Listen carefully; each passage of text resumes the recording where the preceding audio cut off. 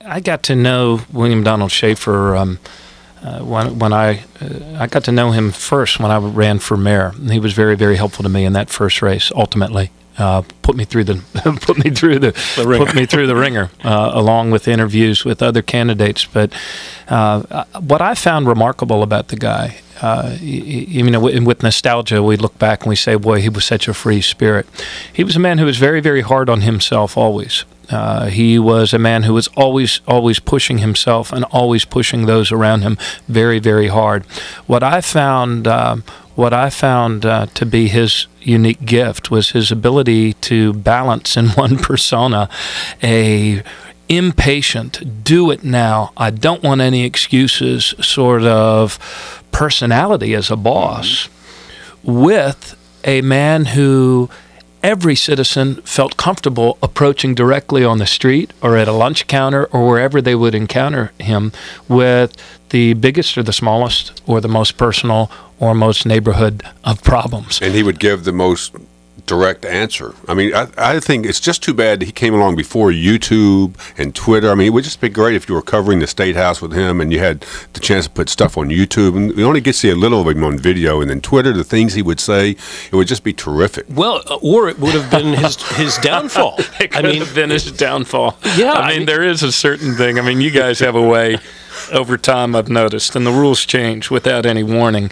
There's a certain amount of shall we say, screen that in the old days was courteously provided to our more colorful of leaders, and mayors in particular seem to be given much greater leeway than a governor, and then we wonder why governors become so gray compared to our colorful mayors. But it's gone now. But he managed to maintain that colorful character when he made the shift from mayor to governor. He did. And is that no longer although possible? It was not always to his benefit. No, it was much to his detriment in later years. Right, it was a much broader audience, if you will. And one of the fascinating things I've noticed about this, our state of Maryland, is that when you're in Baltimore, it's very easy to speak very, very clearly and plainly, and everyone understands exactly what you're saying. When you get on a larger stage, sometimes you feel like you're speaking the same way you did when you were mayor, but it's being heard differently depending on what corner of the state it's being heard from. But William Donald Schaefer always had about him a certain genuineness that people really were drawn to. It was the notion that, hey, this guy is my neighbor.